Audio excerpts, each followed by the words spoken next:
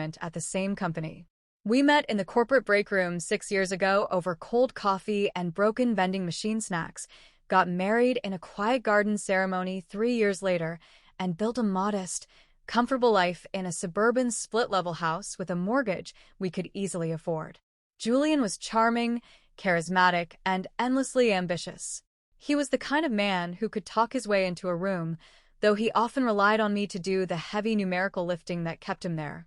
I loved him quietly, deeply, and without reservation. So when Arthur Vance, the founder and CEO who had built the company from 3 delivery vans into a $50 million regional empire, retired, I believed the transition would be smooth. Enter Victoria Sterling. Victoria was hired by the executive board from a major Chicago conglomerate to streamline operations. She was 44, impeccably tailored in bespoke sharp suits, carried a cold, predatory intelligence, and viewed people strictly as line items on a balance sheet. Within 3 weeks of her arrival, she overhauled the entire executive hierarchy. She was ruthless, brilliant, and demanding. Because Julian managed vendor procurement and I handled core inventory metrics, both of us reported directly to her office on the top floor of our downtown glass tower. I noticed the subtle shift almost immediately. Julian began staying late for budget alignment meetings that weren't on the shared calendar. He started wearing expensive cologne he'd never bought before. When I brought up inventory discrepancies in our weekly briefings, Victoria would cut me off mid-sentence, looking past me as if I were a ghost, while praising Julian for forward-thinking leadership on projects where I had written every single line of data analysis. I tried to talk to Julian about it one rainy Tuesday evening in our kitchen. I was making dinner while he stared absently at his phone, a tight, secretive smile playing on his lips. "Julian," I said, setting down the wooden spoon. Victoria pushed back our warehouse audit again. "That's the 3rd time this month. Something is off with the third-party logistics billing in the Midwest sector. I need you to cross-reference your procurement invoices with my freight logs." He didn't even look up. "You're overthinking it, Clara. Victoria knows what she's doing. She's modernizing the company. You're just used to old man Vance's slow-moving methods." "It's not about old methods," I said softly, stepping closer to him. "It's about accounting accuracy." And she talks down to me in front of the board, "Julian. You sit right next to her, and you don't say a word." Finally, he locked his phone and looked at me, his eyes cold in a way I had never seen before. "Clara, this is business. It's not personal. If you can't handle executive-level pressure, maybe you're in the wrong department. Victoria thinks your approach is outdated. I'm just trying to keep us afloat." That was the first sharp prick of the knife. But the real blade fell 3 weeks later, on a Thursday afternoon that began like any other. I was called up to the executive boardroom on the 12th floor. When I walked in, Victoria was sitting at the head of the dark mahogany table, a leather-bound folder open in front of her. Sitting to her right was Julian. He wouldn't look me in the eye. He was staring fixatedly at his pen, clicking it rhythmically against his knuckles. "Sit down, Clara," Victoria said, her voice smooth, level, and entirely devoid of warmth. I took a seat across from them, my stomach twisting into a tight knot. "Is this about the Q3 shipping reconciliations?" "No," Victoria replied, closing the folder with a soft, decisive thud. "This is about organizational restructuring. Effective immediately, your position as senior operations analyst is being eliminated. The company is moving in a different direction, and we feel your skill set no longer aligns with our operational goals." The room seemed to lose all air. I looked at Victoria, then turned my gaze straight to my husband. "Julian, what is this?" Julian cleared his throat, adjusting his tie nervously. He still didn't look at me. "It's a business decision, Clara. The board approved Victoria's efficiency initiative. We have to streamline." He said we. "We're offering you 2 months of severance," Victoria continued, sliding a single sheet of paper across the polished table. "Provided you sign a standard non-disclosure agreement and non-compete clause today, waiving any future legal claims against Vance Global Logistics or its executive officers." I looked down at the paper. My hands were trembling, but deep inside me, a strange, quiet stillness began to take hold. It was the shock, the sheer absurdity of the betrayal, cooling my blood into ice. I picked up the paper, but I didn't sign it. "I'd like my legal counsel to review this before I sign anything," I said quietly. Victoria's eyes narrowed slightly. "You have until 5 o'clock today, Clara. If you don't sign, you forfeit the severance entirely, and we will terminate you for cause regarding the administrative delays in your sector." She was framing me. She was using the very delays she had ordered to build a paper trail against me. I turned to Julian, searching his face for any trace of the man I had lived with, cooked for, and loved for 6 years. There was nothing, just cold, naked ambition. "I see," I said. I stood up, left the paper on the table, and walked out of the boardroom. I spent the next 45 minutes packing my desk into a single cardboard box. My colleagues kept their heads down, terrified of catching Victoria's attention.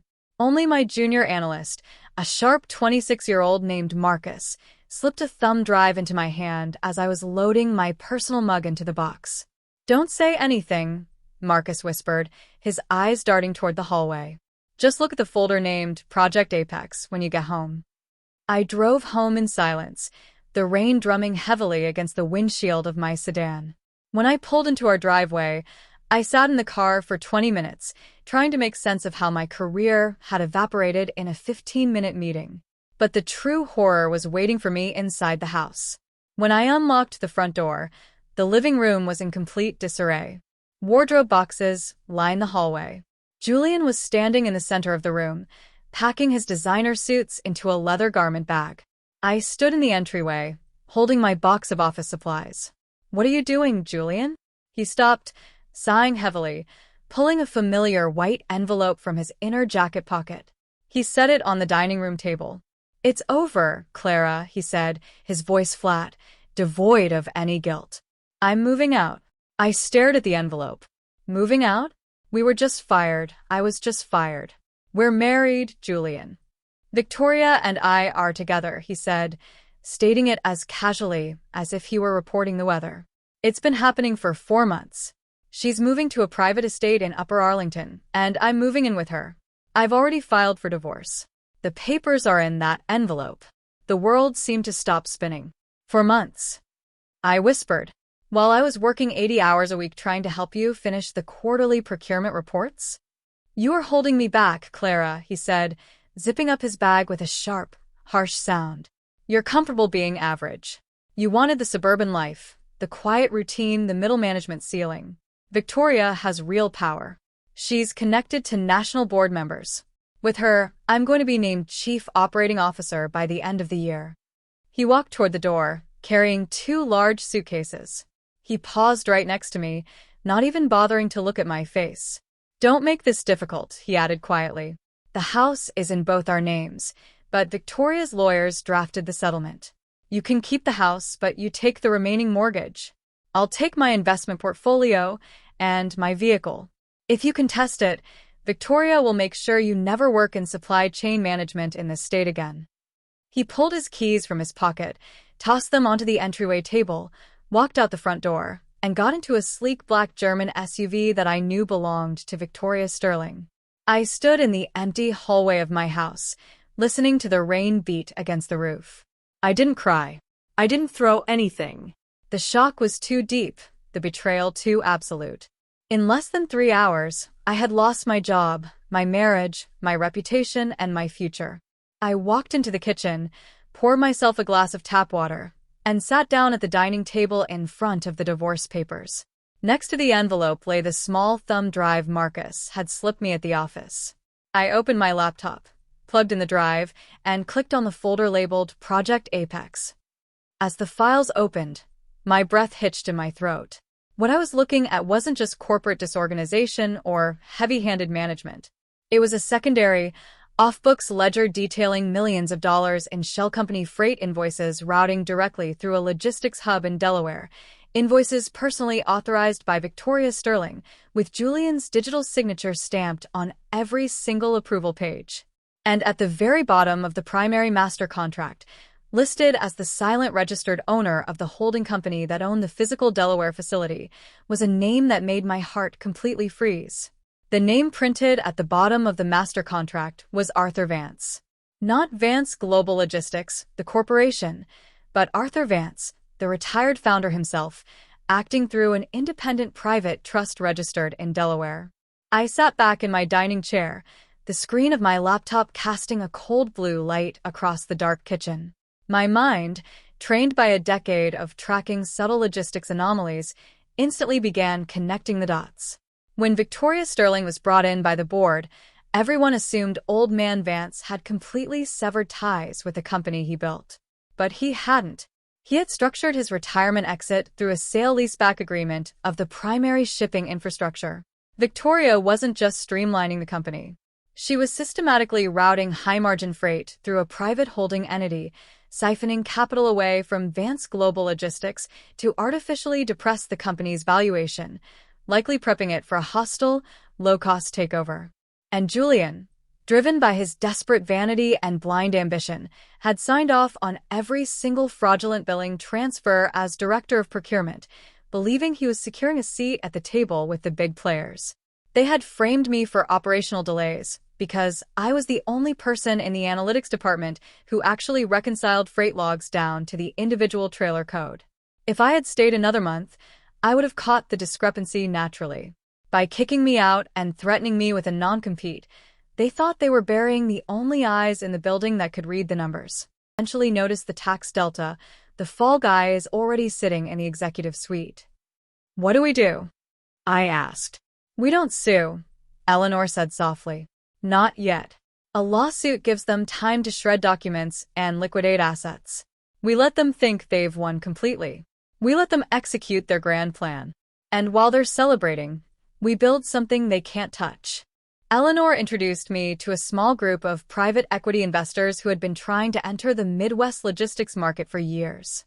They needed someone who knew every shipping lane, every warehouse lease, and every regional driver contract in the state. I didn't ask for a massive salary. I asked for equity. Within 3 months of my termination, quietly operating out of an unpretentious office park in Dublin, Ohio, Apex Logistics Management was born. I was appointed managing director and 20% equity partner. While I spent 16 hours a day building my new firm from the ground up, Julian was living his dream. Through mutual acquaintances and social media, I saw glimpses of his new life. He and Victoria had moved into a sprawling 4-bedroom estate in Upper Arlington. He had traded his practical sedan for a sleek foreign sports car. He posted photos from exclusive golf clubs, tagging Victoria with captions about power couples and unstoppable momentum. My divorce from Julian went through 6 months after he walked out. Because he was so eager to sever all ties and cut me loose before Victoria's big takeover materialized, his high-priced corporate lawyers pushed a fast-track settlement. I kept the suburban house, assumed the mortgage, and took a modest cash settlement from his liquid savings. He kept his inflated salary, his car, and his illusion of freedom. He never once asked how I was paying my bills. He assumed I was drowning. By month 5, Apex Logistics had quietly secured 3 of Vance Global's oldest, most reliable mid-sized manufacturing clients. We didn't undercut their prices. We simply offered total billing transparency and 0 hidden hub fees, the exact opposite of what Victoria's inflated Delaware scheme was forcing Vance Global to charge. Then came the second week of October, exactly 6 months after Julian left. It was a crisp autumn Tuesday afternoon. I was sitting in my corner office at Apex, reviewing our Q3 expansion metrics, when my desk phone rang. The caller ID showed an unlisted local number. I picked up. Clara Thomas. There was a heavy, ragged silence on the other end of the line. For a second, I thought it was a wrong number. Then came the breathing, shallow, frantic, and familiar. "Clara?" It was Julian. But it wasn't the arrogant, smooth-talking executive who had tossed his keys onto my entryway table 6 months ago. His voice was trembling, cracking at the edges with raw panic. "Julian," I said calmly, setting my pen down. "This is my professional line. How did you get this number?" "Clara, please don't hang up," he choked out, his words tumbling over each other. I didn't know who else to call. "I'm in my car outside the downtown building. I can't go back inside." What are you talking about? I asked, keeping my tone perfectly neutral. The federal marshals, Clara, he whispered, his voice dropping to a terrified hiss. They just walked into the 12th floor with a subpoena from the Department of Justice. They're seizing the servers. Victoria isn't in her office. She didn't come in today. Her phone is disconnected. I leaned back in my leather chair, looking out over the city skyline. That sounds like a corporate matter for Vance Global's legal team, Julian. Why are you calling me? Because my name is on everything, he sobbed openly now, the illusion of his high-flying career shattering in real time. Every Delaware manifest, every hub lease, every single transfer authorization. The investigators asked for the procurement director before I slipped out the back stairs. Clara, Victoria told me those documents were standard tax structures. She swore the board approved them. She lied to you, Julian, I said smoothly. She used you. You don't understand, he panicked. They're saying it's fraud. Wire fraud, tax evasion, conspiracy. They told the front desk staff that the primary whistleblower provided 6 years of backdated audit logs.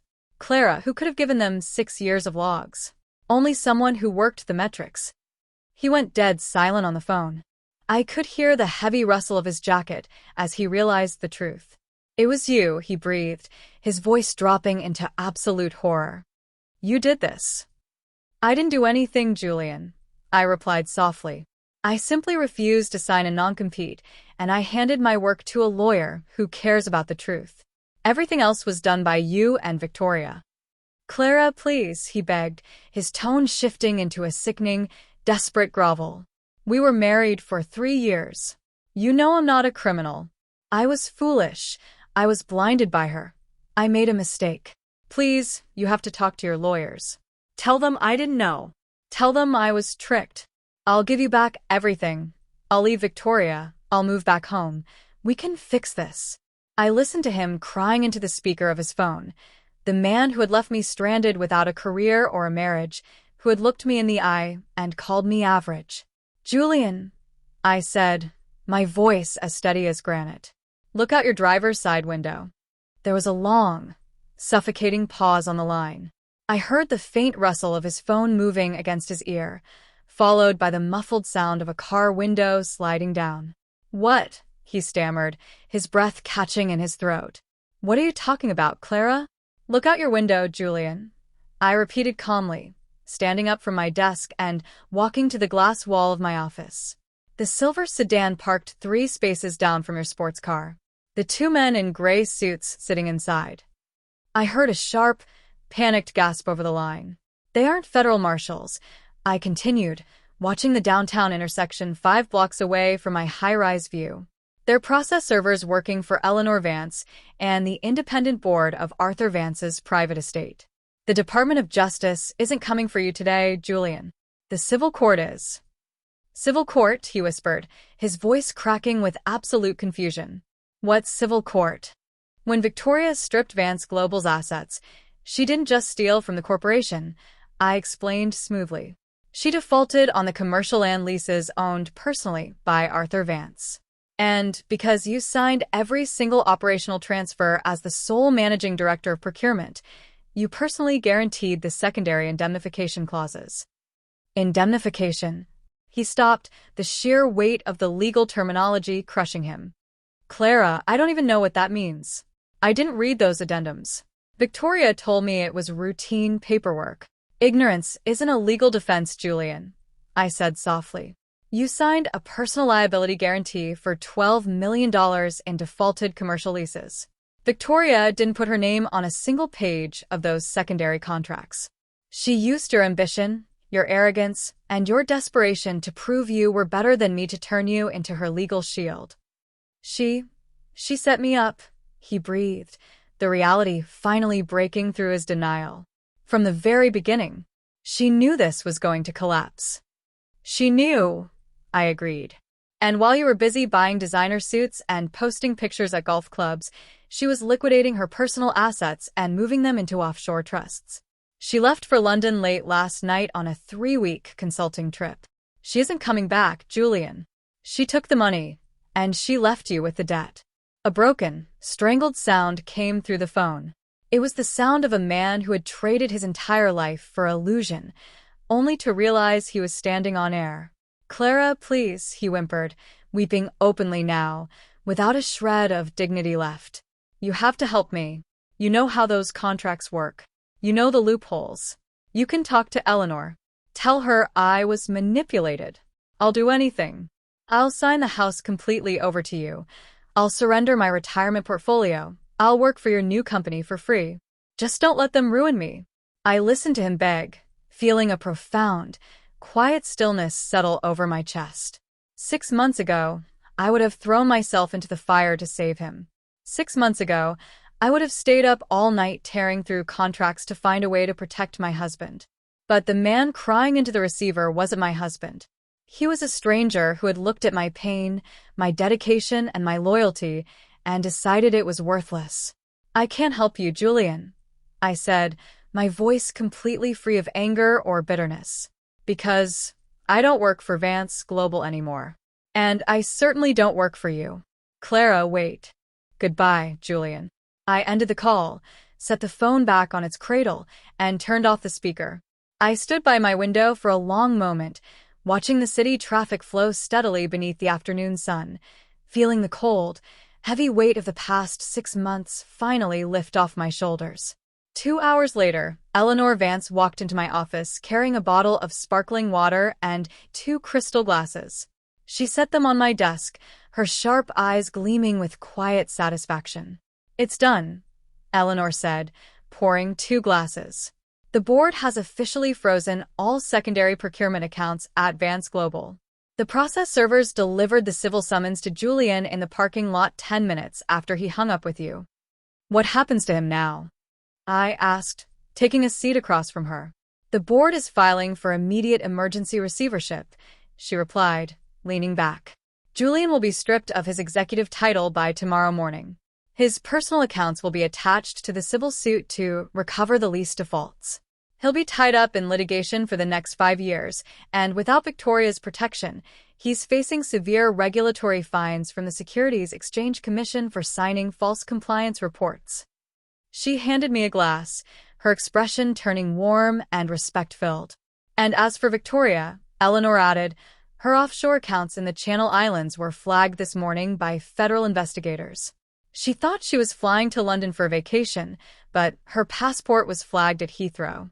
She was detained at immigration 2 hours ago." I took a slow sip of the cold water, letting the news sink in. "And Vance Global?"